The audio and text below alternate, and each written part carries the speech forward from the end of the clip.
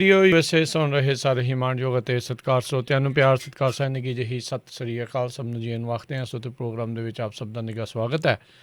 ਅੱਜ 28 ਅਪ੍ਰੈਲ ਦਿਨ ਹੈਗਾ ਜੀ ਬੁੱਧਵਾਰ ਅਤੇ ਮੇਰੇ ਨਾਲ ਜੁੜ ਚੁੱਕੇ ਨੇ ਮਿੰਟੂ ਗੁਰੂਸਰੀਆ ਜੀ ਮਲੋਟ ਸਟੂਡੀਓਜ਼ ਤੋਂ। ਮਿੰਟੂ ਜੀ ਆਇਆਂ ਨੂੰ ਸਵਾਗਤ ਹੈ। ਸਤਿ ਸ੍ਰੀ ਅਕਾਲ। ਸ਼ੁਕਰੀਆ ਜੀ ਸਾਰਿਆਂ ਨੂੰ। ਸਤਿ ਸ਼੍ਰੀ ਅਕਾਲ ਜੀ। ਸਾਡੇ ਅੱਜ ਦੇ ਪ੍ਰੋਗਰਾਮ ਖਬਰ ਤੇ ਨਜ਼ਰ ਨੂੰ ਸਪਾਂਸਰ ਕਰਦੇ ਨੇ ਖਾਲਸਾ ਇੰਸ਼ੋਰੈਂਸ ਏਜੰਸੀ ਵਾਲੇ, ਜਿਨ੍ਹਾਂ ਦੇ ਕੋਲੋਂ ਤੁਸੀਂ ਹਰ ਇੱਕ ਤਰੀਕੇ ਦੀ ਇੰਸ਼ੋਰੈਂਸ ਕਰਵਾ ਸਕਦੇ ਹੋ। ਇੰਸ਼ੋਰੈਂਸ ਬਾਰੇ ਪਤਾ ਕਰਨ ਲਈ ਕਾਲ ਕਰ ਸਕਦੇ ਹੋ ਨੰਬਰ 408 272 2500 4082722500 ਦੇ ਉੱਤੇ। ਇਸ ਦੇ ਨਾਲ Krishan Dhanota university, Baljinder Singh Nijjar Woodland, GN tyre and lube ਵਾਲੇ, ਜਿਨ੍ਹਾਂ ਦੇ ਕੋਲੋਂ ਤੁਸੀਂ truck wash, oil change, air brake ਦਾ ਕੰਮ ਕਰਵਾ ਸਕਦੇ ਹੋ। ਨਵੇਂ ਪੁਰਾਣੇ ਟਾਇਰ ਵਾਜਿਬ ਕੀਮਤਾਂ 'ਤੇ ਖਰੀਦ ਸਕਦੇ ਹੋ। ਸੈਂਟਰ ਨੈਲਾ ਮੰਡੇਲਾ ਦੇ ਵਿੱਚ ਲੋਕੇਸ਼ਨ ਨੇ ਕਾਲ ਕਰ ਸਕਦੇ ਹੋ Nimma Sahota 209 277 0113। West coast truck driving school Fresno ਵਾਲੇ, ਜਿਹੜੇ ਕਿ ਤੁਹਾਨੂੰ ਟਰੱਕ ਦਾ ਲਾਇਸੈਂਸ ਵਧੀਆ ਸਿਖਲਾਈ ਦੇ ਕੇ ਘੱਟ ਸਮੇਂ ਦੇ ਵਿੱਚ ਲੈਣ 'ਚ ਸਹਾਇਤਾ ਕਰਦੇ ਨੇ। ਕਾਲ Ajit Atwal 559 374 4541। Sucha Singh, Jaskaran Singh, Gurpratap Singh ਫਰਜ਼ਨੋ, Paramjit Kaur Rangi Vacaville, Jarnail Singh, Harjit Singh, Surinder Kaur Aujla Daly City, ਜੈਂਡਰ ਮੌਰਗੇਜ ਅਤੇ ਰੀਅਲ estate ਵਾਲੇ। ਘਰ ਖਰੀਦਣ ਵੇਚਣ ਦੀਆਂ ਸੇਵਾਵਾਂ ਦੇ ਨਾਲ home loans, commercial loans, agriculture loans ਦੇ ਲਈ call Nimma Sahota 209 277 0113। West coast truck driving school Fresno ਵਾਲੇ, ਜਿਹੜੇ ਕਿ ਤੁਹਾਨੂੰ ਟਰੱਕ ਦਾ ਲਾਇਸੈਂਸ ਵਧੀਆ ਸਿਖਲਾਈ ਦੇ ਕੇ ਘੱਟ ਸਮੇਂ ਦੇ ਵਿੱਚ ਲੈਣ ਸਹਾਇਤਾ ਕਰਦੇ ਨੇ। ਕਾਲ ਜੀਤ ਅਟਵਾਲ 559 374 4541। ਇਹਨਾਂ ਸਾਰਿਆਂ ਦਾ ਅਸੀਂ ਬਹੁਤ ਬਹੁਤ ਧੰਨਵਾਦ ਕਰਦੇ ਹਾਂ। ਜੇਕਰ ਤੁਸੀਂ ਜਾਂ ਕੋਈ ਹੋਰ ਕਾਰੋਬਾਰ ਇਸ ਪ੍ਰੋਗਰਾਮ ਨੂੰ ਸਪੋਂਸਰ ਕਰਨਾ ਚਾਹੁੰਦੇ ਹੋ, ਸੰਪਰਕ ਕਰ ਸਕਦੇ ਹੋ ਨੰਬਰ 408 722 76 98 ਦੇ ਉੱਤੇ। ਅਤੇ ਗੱਲਬਾਤ ਦਾ ਸਿਲਸਿਲਾ ਜਿਹੜਾ ਆ ਮਿੰਟੂ ਜੀ ਆਪਾਂ ਜੇ ਸ਼ੁਰੂ ਕਰਦੇ ਜਾਈਏ, ਕੇਂਦਰ ਸਰਕਾਰ ਦਾ ਰਾਜਾਂ ਨੂੰ ਹੁਕਮ 18 ਸਾਲ ਦੀ ਉਮਰ ਤੋਂ ਵੱਧ ਦੇ ਟੀਕਾਕਰਨ ਲਈ ਖੁਦ ਖਰੀਦੋ ਵੈਕਸੀਨ। ਹਾਂਜੀ ਦੇਖੋ, ਬਹੁਤ ਵੱਡਾ ਰੌਲਾ ਇਸ ਟਾਈਮ ਇਹ ਵੈਕਸੀਨ ਦਾ ਹੀ ਹੈ। ਤੇ ਜਿਹੜਾ ਵੈਕਸੀਨ ਡਰਾਈਵ ਇਹਨਾਂ ਨੇ ਆਖਿਆ ਸੀਗਾ ਕਿ ਅਸੀਂ ਚਲਾਵਾਂਗੇ 3rd ਫੇਜ਼ ਦਾ 1 ਮਈ ਤੋਂ ਜਿਹੜਾ ਸ਼ੁਰੂ ਕਰਨ ਬਾਰੇ ਆਖਿਆ ਸੀਗਾ, ਤਾਂ ਉਹਦੇ ਵਿੱਚ ਹੁਣ ਖਾਸੀਆਂ ਦਿੱਕਤਾਂ ਕਹਿ ਲਓ ਕਿ ਦਰਪੇਸ਼ ਨੇ। ਨੰਬਰ 1 ਤਾਂ ਇਹ ਆ ਕਿ ਜਿੱਦਾਂ ਅੱਜ ਕੁਛ ਸਟੇਟਾਂ ਜਿਹੜੀਆਂ ਕਿ ਖਾਸ ਤੌਰ 'ਤੇ ਕਾਂਗਰਸੀ ਸ਼ਾਸਤ ਸਟੇਟਾਂ ਕਹੀਆਂ ਜਾ ਸਕਦੀਆਂ, ਉਹਨਾਂ ਨੇ ਟਾਲਾ ਕਰ ਲਿਆ। ਮਸਲਨ ਰਾਜਸਥਾਨ, ਛੱਤੀਸਗੜ੍ਹ, ਇਸ ਤੋਂ ਇਲਾਵਾ ਮਹਾਰਾਸ਼ਟਰ, ਕਿ ਭਾਈ ਅਸੀਂ ਆਪਣੇ ਖਰਚੇ 'ਤੇ ਨਹੀਂ ਇਹ ਕਰ ਸਕਦੇ। ਜੇ ਦੇਖੋਗੇ ਤਾਂ ਪੰਜਾਬ ਦਾ ਵੀ ਹਾਲ ਤਕਰੀਬਨ ਇਹੋ ਜਿਹਾ ਹੀ ਆ। ਇਹਨਾਂ ਨੇ ਪਹਿਲਾਂ ਕਿਹਾ ਸੀਗਾ ਕਿ ਸਾਥੋਂ ਵੀ ਇਹ ਸਭ ਕੁਛ ਨਹੀਂ ਪੁੱਗਣਾ ਕਿਉਂਕਿ 1000 ਕਰੋੜ ਰੁਪਏ ਦੀ ਲਾਗਤ ਆਊਗੀ। ਅਤੇ ਦੂਜੇ ਪਾਸੇ ਬਾਅਦ ਦੇ ਵਿੱਚ ਇਹ ਖਬਰ ਵੀ ਨਿਕਲ ਕੇ ਆਈ ਕਿ ਜਿਸ ਦਿਨ ਸੋਨੀਆ ਗਾਂਧੀ ਨੇ ਮੁਖਾਲਫਤ ਕੀਤੀ ਇਸ ਗੱਲ ਦੀ ਕਿ ਕੇਂਦਰ ਸਰਕਾਰ ਵਿੱਚੋਂ ਨਿਕਲ ਰਿਹਾ, ਅਤੇ ਖਾਸ ਤੌਰ 'ਤੇ ਲਾਮਬੰਦੀ ਕਰ ਰਹੇ ਸੀਗੇ ਗੈਰ ਭਾਜਪਾ ਸ਼ਾਸਤ ਰਾਜ ਜਿਨ੍ਹਾਂ ਦੇ ਵਿੱਚ ਕਾਂਗਰਸ ਲੀਡ ਕਰ ਰਹੀ ਸੀਗੀ, ਕਿ ਇਹ ਚੀਜ਼ ਨਹੀਂ ਹੋਣੀ ਚਾਹੀਦੀ, ਤੁਸੀਂ ਫ੍ਰੀ ਵੈਕਸੀਨੇਸ਼ਨ ਕਰਾਓ। ਅਤੇ ਉੱਦਾਂ ਹੀ ਇਹ ਖਬਰ ਆ ਗਈ ਕਿ ਕੈਪਟਨ ਅਮਰਿੰਦਰ ਸਿੰਘ ਹੋਰਾਂ ਨੇ ਤਕਰੀਬਨ 30 ਲੱਖ ਟੀਕੇ ਦਾ ਔਡਰ ਕੀਤਾ ਆ। ਬਾਅਦ ਦੇ ਵਿੱਚ ਉਸ ਖਬਰ ਦਾ ਕੀ ਬਣਿਆ ਕੋਈ ਪਤਾ ਨਹੀਂ ਲੱਗਿਆ। ਹਾਲਾਂਕਿ ਇਹ ਕਹਿ ਰਹੇ ਆ ਕਿ ਸਾਡੇ ਕੋਲ ਜੀ ਟੀਕੇ ਮੁੱਖ ਚੱਲੇ ਆ, ਡੋਜ਼ਾਂ ਮੁੱਖ ਚੱਲੀਆਂ ਨੇ, ਕੱਲ੍ਹ ਵੀ ਖਬਰ ਆ ਰਹੀ ਸੀਗੀ। ਤਾਂ ਉਹ ਪਤਾ ਨਹੀਂ ਲੱਗਿਆ ਕਿ ਕੀ ਮਾਜਰਾ, ਕੀ ਮਾਮਲਾ ਹੈ। ਤਾਂ ਇੱਕ ਪਾਸੇ ਤੇ ਜਿਹੜੀਆਂ ਸਟੇਟਾਂ ਹੈਗੀਆਂ, ਜਿਵੇਂ ਮੈਂ ਤੁਹਾਨੂੰ ਦੱਸਿਆ ਕਿ 3 ਸਟੇਟਾਂ ਨੇ ਤਾਂ ਖਾਸ ਤੌਰ 'ਤੇ ਕਿਹਾ ਕਿ ਸਾਥੋਂ ਭਾਈ ਇਹ ਮਾਮਲਾ ਨਹੀਂ ਪੁੱਗੇਗਾ। ਤਾਂ ਦੂਸਰੇ ਪਾਸੇ ਜੇ ਆਪਾਂ ਗੱਲ ਕਰੀਏ, ਸੀਰਮ ਇੰਸਟੀਚਿਊਟ ਨੇ ਅੱਜ ਰੇਟ ਥੋੜ੍ਹੇ ਜਿਹੇ ਤੋੜੇ ਆ, ਮਤਲਬ ਕਿ ਉਸ ਰੇਟ ਨੂੰ ਵੀ ਲੈ ਕੇ ਬਹੁਤ ਜ਼ਿਆਦਾ ਬਵਾਲ ਹੋ ਰਿਹਾ, ਜਿਹਦੇ ਵਿੱਚ ਫਰਕ ਆ।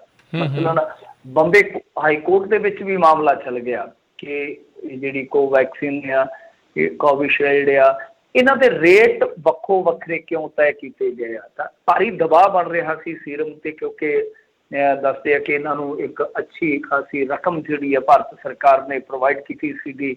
ਤਾਂ ਇਹ ਰੇਟ ਜਿਹੜੇ ਆ ਤਾਂ ਚੱਕ ਕੇ ਬੈਠੇ ਆ, ਜਦਕਿ ਮੈਂ ਤੁਹਾਨੂੰ ਦੱਸਿਆ ਵੀ ਸੀਗਾ ਕਿ ਯੂਰਪ ਯੂਨੀਅਨ ਦੇ ਵਿੱਚ ਕਿੰਨੇ ਦਾ ਪੈਂਦਾ ਵਾ। ਫਿਰ ਜੇ ਦੇਖੀਏ ਤਾਂ ਦੂਸਰੇ ਹੋਰ ਜਿਹੜੇ ਮੁਲਕ ਆ, ਸ਼੍ਰੀਲੰਕਾ ਵਗੈਰਾ, ਉੱਥੇ ਕਿੰਨੇ ਦਾ ਪੈ ਰਿਹਾ। ਤਾਂ ਉਹਦੇ ਮੁਕਾਬਲੇ ਇੰਡੀਆ 'ਚ ਇਹ ਕਿਉਂ ਮਹਿੰਗਾ ਵਾ। ਔਰ ਦੂਜੀ ਗੱਲ ਹੈ ਕਿ ਇਹਦੇ ਵੱਖੋ ਵੱਖ ਰੇਟ ਕਿਉਂ ਆ। ਇਹਨਾਂ ਨੇ ਰੇਟ ਥੋੜ੍ਹੇ ਤੋੜ ਵੀ ਦਿੱਤੇ ਆ। ਮਤਲਬ ਮੇਰੇ ਖਿਆਲ ਦੇ ਨਾਲ ਜਿਹੜਾ 400 ਦਾ ਟੀਕਾ ਸੀਗਾ ਸਟੇਟਾਂ ਨੂੰ ਦੇਣਾ ਇਹਨਾਂ ਨੇ, ਉਹ ਤਕਰੀਬਨ ਇਹਨਾਂ ਨੇ ਮੇਰੇ ਖਿਆਲ ਦੇ ਨਾਲ 250 ਦਾ ਕੀਤਾ। 150 ਰੁਪਏ ਜਿਹੜੇ ਘੱਟ ਕੀਤੇ ਆ। ਹਾਲਾਂਕਿ ਮੈਨੂੰ ਪੱਕਾ ਨਹੀਂ ਪਤਾ ਲੱਗ ਸਕਿਆ, ਦੇਰ ਸ਼ਾਮ ਦੀ ਗੱਲ ਆ, ਇਹਨਾਂ ਨੇ ਟਵੀਟ ਜ਼ਰੂਰ ਕੀਤਾ ਸੀਗਾ। ਤਾਂ ਚਲੋ ਇਹਨਾਂ ਨੇ ਕੁਛ ਰੇਟ ਘੱਟ ਕੀਤੇ ਆ, ਪਰ ਉਹ ਵੈਕਸੀਨੇਸ਼ਨ ਵਾਲਾ ਜਿਹੜਾ ਰੌਲਾ ਆ, ਜਿਵੇਂ ਕਿ ਕੇਂਦਰ ਸਰਕਾਰ ਨੇ ਕਿਹਾ ਕਿ ਤੁਸੀਂ ਆਪ ਹੀ ਕਰਜ਼ਾ ਜਿਹੜਾ ਉਹ ਭਾਈ ਲੈ ਲਓ ਜਿੱਥੋਂ ਵੀ ਮਿਲਦਾ, ਜੇ ਲੈਣਾ ਤੁਸੀਂ ਜਿਵੇਂ ਮਰਜ਼ੀ ਅਫੋਰਡ ਕਰੋ ਕਿ ਅਸੀਂ ਕੋਈ ਹੈਲਪ ਨਹੀਂ ਕਰ ਸਕਦੇ, ਜਦਕਿ ਪਹਿਲਾਂ ਤੁਹਾਨੂੰ ਪਤਾ ਹੀ ਸੀਗਾ ਕਿ ਸਾਰਾ ਕੁਛ ਇਹਨਾਂ ਨੇ ਆਪਣੇ ਮੋਢਿਆਂ ਤੇ ਉਠਿਆ ਹੋਇਆ ਸੀਗਾ। ਹੁਣ ਜਿਵੇਂ ਦਿੱਲੀ ਦੇ ਵਿੱਚ ਅਰਵਿੰਦ ਕੇਜਰੀਵਾਲ ਕਰ ਰਿਹਾ ਕਿ ਇੱਕ ਬਹੁਤ ਸ਼ਾਨਦਾਰ ਤਰੀਕੇ ਨਾਲ, ਵੈਸੇ ਤੁਹਾਨੂੰ ਪਤਾ ਉਹ ਮੈਨੇਜਰ ਚੰਗਾ ਆ ਕਿ ਉਹਦੇ 25% ਵਸੋਂ ਜਿਹੜੀ ਆ ਸਾਈਡ ਤੇ ਕੱਢ ਲਈ ਹੈ ਕਿ ਜਿਹੜੀ ਅਫੋਰਡ ਕਰ ਸਕਦੀ ਆ, ਬਾਕੀਆਂ ਨੂੰ ਮਤਲਬ ਕਿ ਉਹਨਾਂ ਨੇ ਕਿਹਾ ਕਿ ਅਸੀਂ ਆਪ ਹੀ ਕਰ ਦਿਆਂਗੇ।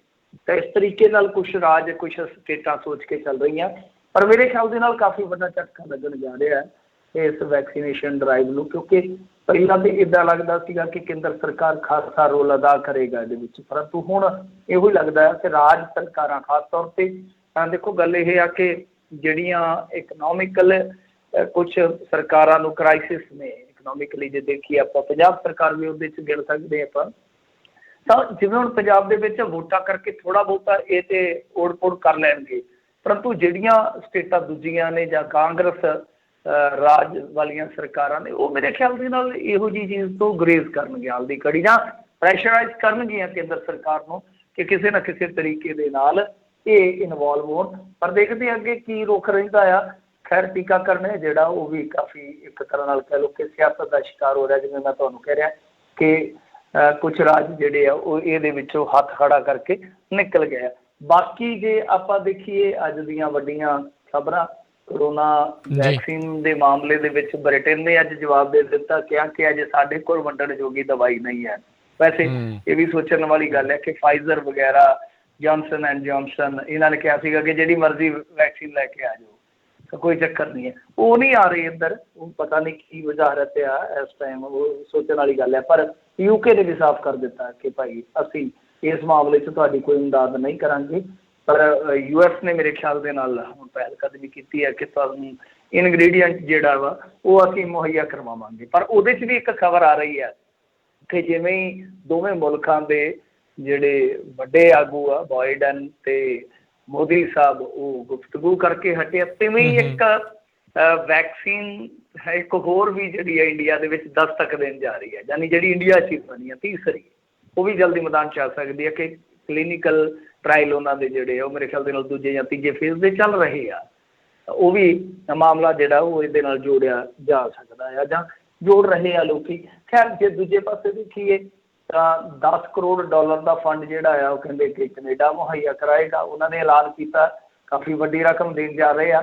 ਨਿਊਜ਼ੀਲੈਂਡ ਸਰਕਾਰ ਨੇ ਆਖਿਆ ਕਿ ਰੈੱਡ ਕਰਾਸ ਦੇ ਜ਼ਰੀਏ ਅਸੀਂ ਭਾਰਤ ਨੂੰ $1 ਮਿਲੀਅਨ ਦੀ ਜਿਹੜੀ ਹੈ ਉਹ ਇਮਦਾਦ ਕਰਾਂਗੇ।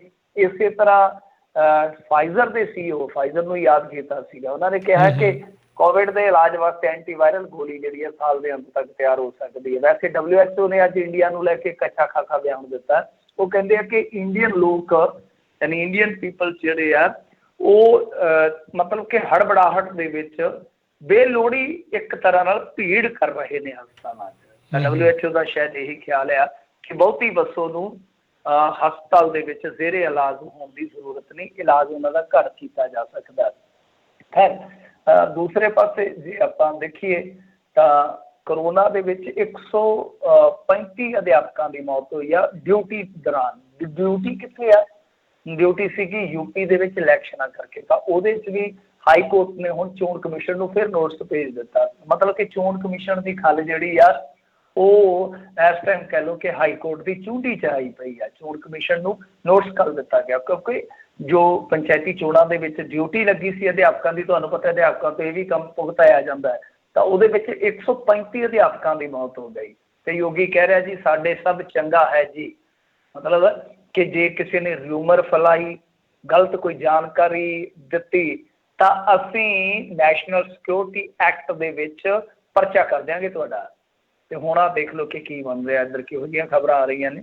135 ਅਧਿਆਪਕ ਜਿਹੜੇ ਆ ਉਹਨਾਂ ਦੀ ਮੌਤ ਹੁੰਦੀ। ਹੁਣ ਪਤਾ ਨਹੀਂ ਇਹ ਕਰੋਨਾ ਨਾਲ ਹੋਈ ਹੈ, ਕਾਹਦੇ ਕਰਕੇ ਹੋਈ ਹੈ, ਇਹ ਤਾਂ ਪਤਾ ਨਹੀਂ ਹੈ, ਪਰ ਇਹ ਬਹੁਤ ਵੱਡੀ ਗਿਣਤੀ ਹੈ। ਇੱਧਰ ਰੈਮਡੀਸਿਵਿਰ ਦੇ ਨਵੇਂ ਪ੍ਰੋਟੋਕਾਲ ਤੇ HC ਦੀ ਸਖਤ ਟਿੱਪਣੀ, ਇਹ ਵੀ ਹਾਈ ਕੋਰਟ ਦੀ ਟਿੱਪਣੀ ਆ ਗਈ। ਕਿਆ ਅਜਿਹਾ ਲੱਗਦਾ ਹੈ ਕੇਂਦਰ ਚਾਹੁੰਦਾ ਹੈ ਕਿ ਲੋਕ ਮਰਦੇ ਰਹਿਣ? ਦਿੱਲੀ ਹਾਈ ਕੋਰਟ ਦੀ ਟਿੱਪਣੀ ਹੈ, ਤੁਸੀਂ ਇਹ ਵੀ ਦੇਖ ਸਕਦੇ ਹੋ। ਉਹ ਕੇਂਦਰ ਨੂੰ ਕੀ ਕਹਿ ਰਹੇ ਆ ਕਿ ਭਾਈ ਤੁਸੀਂ ਲੋਕ ਚਾਹੁੰਦੇ ਹੋ ਕਿ ਲੋਕ ਮਰਦੇ ਰਹਿਣ। ਮਤਲਬ ਕੀ ਹੈ? ਮਤਲਬ ਇਹ ਆ ਕਿ ਇਹਨਾਂ ਨੇ ਪ੍ਰੋਟੋਕਾਲ ਬਦਲ ਦਿੱਤਾ ਰੈਮਡੀਸਿਵਿਰ ਨੂੰ ਲੈ ਕੇ ਕਿ ਜਿੱਦਾਂ ਲਾ ਲਓ ਕਿ ਜਿਹੜਾ ਬੰਦਾ ਆਕਸੀਜਨ ਤੇ ਆ ਉਹਨੂੰ ਹੀ ਰੈਮੀਡੀਸਿਵਿਰ ਜਿਹੜੀ ਦਵਾਈ ਆ ਉਹ ਦੇਣੀ ਪਏਗੀ, ਉਹਨੂੰ ਹੀ ਦੇਣੀ ਚਾਹੀਦੀ ਆ। ਤਾਂ ਕੋਰਟ ਨੇ ਕਿਹਾ, ਮੈਂ ਕਿਹਾ ਤੁਹਾਡਾ ਦਿਮਾਗ ਠੀਕ ਆ, ਦਿਮਾਗ ਤੁਹਾਡੇ ਨੂੰ ਝੱਲ ਤੇ ਨਹੀਂ ਹੋ ਗਿਆ? ਮਤਲਬ ਕਿ ਜਿਹਨੂੰ ਆਕਸੀਜਨ ਨਹੀਂ ਮਿਲ ਰਹੀ ਤੇ ਉਹਨੂੰ ਜ਼ਰੂਰਤ ਆ, ਕਿ ਉਹਨੂੰ ਮਰਨ ਵਾਸਤੇ ਛੱਡ ਦਿਓਗੇ ਤੁਸੀਂ? ਜੇ ਮੰਨ ਲਓ ਇਹੋ ਜਿਹੀ ਕ੍ਰਿਟੀਕਲ ਹਾਲਤ ਦੇ ਵਿੱਚ ਰੈਮੀਡੀਸਿਵਿਰ ਦੇਣੀ ਹੈ, ਆਪਾਂ ਵੈਸੇ ਤਾਂ ਇਹ ਗੱਲ ਕਈ ਦਿਨ ਤੋਂ ਕਹਿ ਰਹੇ ਸੀਗੇ ਕਿ ਇਹਦਾ WHO ਨੇ ਇੱਕ ਬਕਾਇਦਾ ਟਰਾਇਲ ਕੀਤਾ ਤੇ ਇਹਨੂੰ ਸ਼ਰਤਾਂ ਦੇ ਤਹਿਤ ਵਰਤਣ ਦੀ ਆਗਿਆ ਦਿੱਤੀ ਗਈ ਹੈ, ਨਾ ਕਿ ਹਰੇਕ ਮਰੀਜ਼ ਵਾਸਤੇ ਰੈਮਡੀਸਿਵਿਰ। ਔਰ ਇਸ ਤੋਂ ਇਲਾਵਾ ICMR ਵੀ ਸਾਫ਼ ਕਰ ਚੁੱਕਾ। ਪਰ ਇੰਡੀਅਨ ਲੋਕ, ਤੁਹਾਨੂੰ ਪਤਾ, ਜਿਹੜੀ ਦਵਾਈ ਮਾੜੀ ਜਿਹੀ ਮਕਬੂਲ ਹੋ ਜਾਂਦੀ, ਮਸ਼ਹੂਰ ਹੋ ਜਾਂਦੀ ਹੈ, ਉਹ ਫਿਰ ਘਰ ਘਰ ਪਹੁੰਚ ਜਾਂਦੀ ਹੈ, ਜਾਂ ਜਿਹਨੂੰ ਵੀ ਉਹ ਦੁੱਖ ਹੋਵੇ ਬਸ ਉਹ ਚੱਕ ਕੇ ਤੇ ਵਰਤ ਲੈਂਦਾ। ਬਹੁਤ ਸਾਰੇ ਲੋਕ ਤੇ ਦੱਸਦੇ ਆ ਕਿ ਇਸ ਤਰ੍ਹਾਂ ਦੀ ਜਿਹੜੀ ਕਵਰਤੋਂ ਹੋਈ ਹੈ, ਜਿਵੇਂ ਸ਼ੂਗਰ ਲੈਵਲ ਜਿਨ੍ਹਾਂ ਦਾ ਬਹੁਤ ਜ਼ਿਆਦਾ ਸੀ ਉਹਨਾਂ ਨੂੰ ਦੇ ਦਿੱਤੀ ਗਈ। ਇੱਕ ਤਾਂ ਵਿਚਾਰਾ ਕੋਈ ਨੈਗੇਟਿਵ ਸੀਗਾ ਤੇ ਉਹਨੂੰ ਵੀ ਰੈਮਡੀਸਿਵਿਰ ਠੋਕ ਦਿੱਤਾ ਗਿਆ ਉੱਥੇ UP ਦੇ ਵਿੱਚ, ਉਹ ਬਹੁਤ ਰੌਲਾ ਪਿਆ ਸੀਗਾ। ਤਾਂ ਇਹ ਵੀ ਸ਼ਿਕਾਇਤਾਂ ਨੇ। ਸੋ ਇਸ ਕਰਕੇ ਉਹਨਾਂ ਨੇ ਕਿਹਾ ਕਿ ਜਦ ਤੁਸੀਂ ਇਹ ਮੰਨਦੇ ਹੋ ਕਿ ਕ੍ਰਿਟੀਕਲ ਹਾਲਤ ਦੇ ਵਿੱਚ ਦੇਣਾ, ਤੇ ਜੇ ਮੰਨ ਲਓ ਕਿਸੇ ਨੂੰ ਆਕਸੀਜਨ ਨਹੀਂ ਮਿਲ ਰਹੀ ਤੇ ਇਹਦਾ ਮਤਲਬ ਕਿ ਤੁਸੀਂ ਦਵਾਈ ਵੀ ਨਹੀਂ ਦਿਓਗੇ। ਸੋ ਇਹ ਟਿੱਪਣੀ ਜਿਹੜੀ ਆ ਕਾਫੀ ਮਾਇਨਾਖੇਜ਼ ਟਿੱਪਣੀ ਮੰਨੀ ਜਾ ਸਕਦੀ ਆ।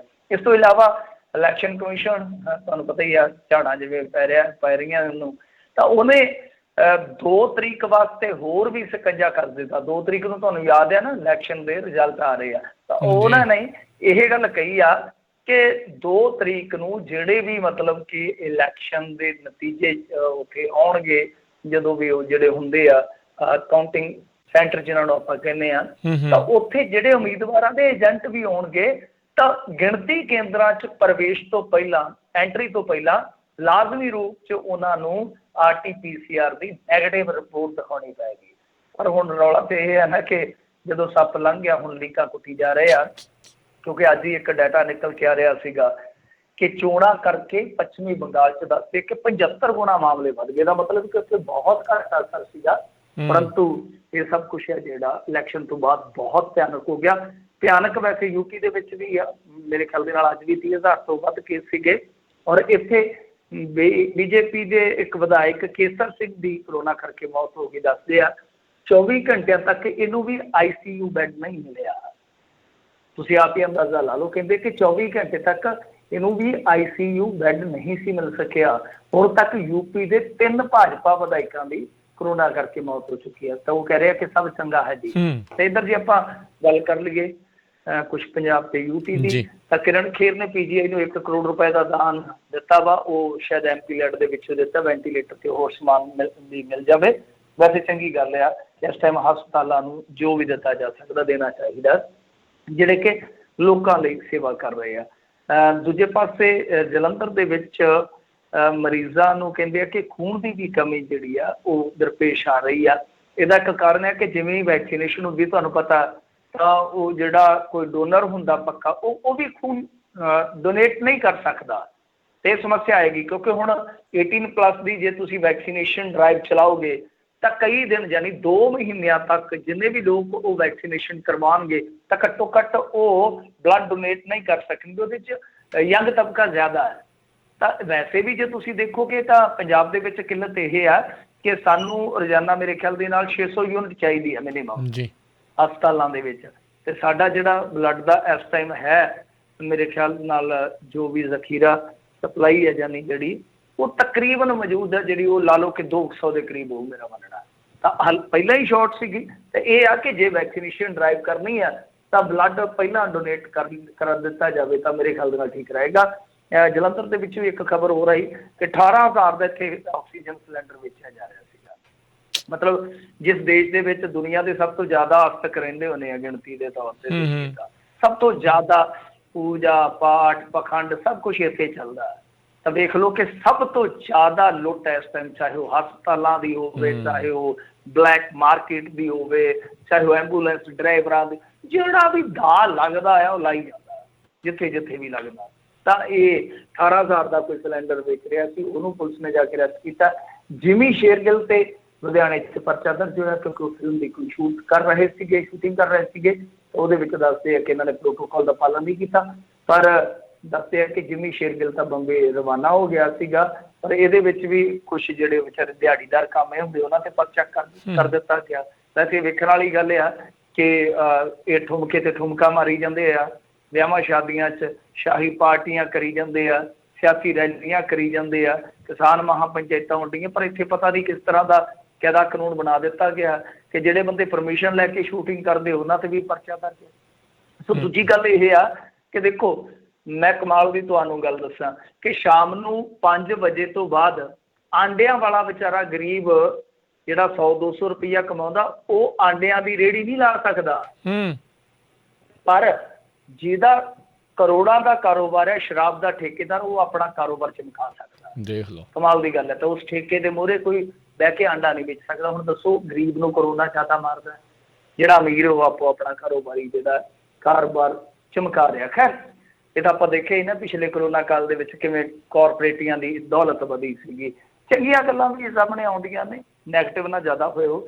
ਜਿੱਦਾਂ ਇੱਕ ਮੁਸਲਮਾਨ ਨੇ ਆਪਣੇ ਹਿੰਦੂ ਦੋਸਤ ਦਾ ਸੰਸਕਾਰ ਕਰਨ ਲਈ 400 ਕਿਲੋਮੀਟਰ ਦਾ ਪੈਂਡਾ ਤੈਅ ਕੀਤਾ। ਇੱਕ ਬਕਾਰੋ ਤੋਂ ਚੱਲਿਆ, ਨੋਇਡਾ ਲੈ ਕੇ ਆਇਆ ਆਕਸੀਜਨ। ਯੋਗੀ ਕਹਿੰਦਾ ਸਭ ਚੰਗਾ ਹੈ ਜੀ। ਉੱਥੋਂ ਵਿਚਾਰੇ ਨੇ ਦੇਖ ਲਓ ਆਪਣੇ ਮਿੱਤਰ ਲਈ, ਮਿੱਤਰਤਾ ਵੀ ਬੜੀ ਅਜਬ ਚੀਜ਼ ਹੁੰਦੀ ਆ। ਇਸ ਤਰ੍ਹਾਂ ਮੇਰੇ ਖਿਆਲ ਦੇ ਨਾਲ ਇੱਕ ਡਾਕਟਰ ਸੀ ਜੀਂਦ ਦੇ ਵਿੱਚ, ਉਹਨੇ ਪ੍ਰੈਗਨੈਂਟ ਲੇਡੀ ਨੂੰ ਜਿਸ ਤਰ੍ਹਾਂ ਚੁੱਕ ਕੇ ਪਹੁੰਚਾਇਆ ਸਟ੍ਰੈਚਰ ਤੋਂ ਇਲਾਵਾ ਖੁਦ ਗੋਦੀ 'ਚ ਜਿੱਦਾਂ ਚੁੱਕ ਕੇ ਭੱਜਦੇ ਆ ਬੰਦੇ, ਉਹ ਵੀ ਵੀਡੀਓ ਹੌਸਲਾ ਦੇਣ ਵਾਲਾ ਹੈ। ਇੱਕ ਬਾਬੇ ਨੇ ਵਿਚਾਰੇ ਨੇ 85 ਸਾਲ ਦੀ ਉਮਰ 'ਚ ਨਾਗਪੁਰ 'ਚ ਬੈੱਡ ਹੀ ਛੱਡ ਦਿੱਤਾ। ਕਹਿੰਦਾ ਮੈਂ ਤੇ ਪੁੱਤਰ ਹੁਣ ਉਮਰ ਭੋਗ ਲਈ ਆਪਦੀ, ਤੇ ਬੈੱਡ ਹੈ ਜਿਹੜਾ ਉਹ ਕਿਸੇ ਹੋਰ ਵਾਸਤੇ, ਜਵਾਨ ਵਾਸਤੇ ਛੱਡ ਦਿੱਤਾ, ਪਤਾ ਨਹੀਂ ਬੀਬੀ ਵਾਸਤੇ ਛੱਡਿਆ ਸੀ। ਤੇ 2-3 ਦਿਨਾਂ ਬਾਅਦ ਉਹ ਵੀ ਚਲਾਣਾ ਕਰ ਗਿਆ। ਉਹ ਬਾਪੂ, ਉਹ ਬਾਬਾ ਵੀ ਜਿਹੜਾ ਆ ਪੂਰੇ ਇਸ ਟਾਈਮ ਇੰਡੀਆ ਦੇ ਵਿੱਚ ਹੀਰੋ ਦੇ ਤਰ੍ਹਾਂ ਯਾਦ ਕੀਤਾ ਜਾ ਰਿਹਾ। ਵੈਸੇ ਹੋਰ ਵੀ ਬਹੁਤ ਕਹਾਣੀਆਂ ਸਾਹਮਣੇ ਆ ਰਹੀਆਂ ਨੇ ਕਿ ਲੋਕ ਜਿਹੜੇ ਆ ਉਹ ਇੱਕ ਦੂਜੇ ਨੂੰ ਸਪੋਰਟ ਕਰ ਰਹੇ ਨੇ, ਇੱਕ ਦੂਜੇ ਨੂੰ ਖਾਣਾ ਦੇ ਰਹੇ ਨੇ, ਧਾਰਮਿਕ ਸੰਸਥਾਵਾਂ ਲੱਗੀਆਂ ਹੋਈਆਂ ਨੇ। ਸੋ ਚੰਗਾ ਵੀ ਬਹੁਤ ਕੁਝ ਵਾਪਰ ਰਿਹਾ, ਪਰ ਹਾਲ ਦੀ ਘੜੀ ਕਹਿ ਸਕਦੇ ਹਾਂ ਕਿ ਮਾਰ ਬਹੁਤ ਤਕੜੀ ਹੈ। ਜਾਨੀ ਨੁਕਸਾਨ ਤੇ ਸਾਹਮਣੇ ਹੀ ਅੰਕੜਿਆਂ ਦੇ ਰੂਪ ਦੇ ਵਿੱਚ, ਮਾਲੀ ਨੁਕਸਾਨ ਵੀ ਜੇ ਤੁਸੀਂ ਹੁਣ ਦੇਖੋਗੇ 25 ਦਿਨਾਂ 'ਚ ਇੱਕ ਅੰਦਾਜ਼ਾ ਹੈ ਕਿ 5.25 ਲੱਖ ਕਰੋੜ ਦਾ ਨੁਕਸਾਨ ਹੋ ਚੁੱਕਾ ਵਾ। ਜੀ ਜੀ ਜੀ, ਬਿਲਕੁਲ। ਅਗਲੀ ਮਿੰਟ 'ਚ ਗੱਲ ਕਰੀਏ, ਕੱਲ੍ਹ ਕੈਪਟਨ ਨੇ ਜੇ ਸਿੰਘ ਦਾ ਨਾਮ ਲਿਆ ਸੀ। ਅੱਜ ਜੇ ਸਿੰਘ ਵੀ ਨਿਕਲੇ ਆ, ਕਹਿੰਦੇ 2017 'ਚ ਤੇ ਬਾਦਲਾਂ ਤੇ ਕੈਪਟਨ ਵਿਚਾਲੇ ਮੈਚ ਫਿਕਸਡ ਸੀਗਾ। ਤੇ ਇਹਨਾਂ ਨੂੰ ਉਦੋਂ ਨਹੀਂ ਪਤਾ ਲੱਗਿਆ ਜਦੋਂ ਮੈਚ ਫਿਕਸ ਚੱਲ ਰਿਹਾ ਸੀ, ਉਦੋਂ ਹੀ ਰੌਲਾ ਪਾ ਦਿੰਦੇ, ਨਿਕਲ ਜਾਂਦੇ ਐਲੀ ਕਰਕੇ ਕਿ ਭਾਈ ਆ ਤਾਂ ਮੈਚ ਫਿਕਸ ਚੱਲਣ ਡਏ ਆ।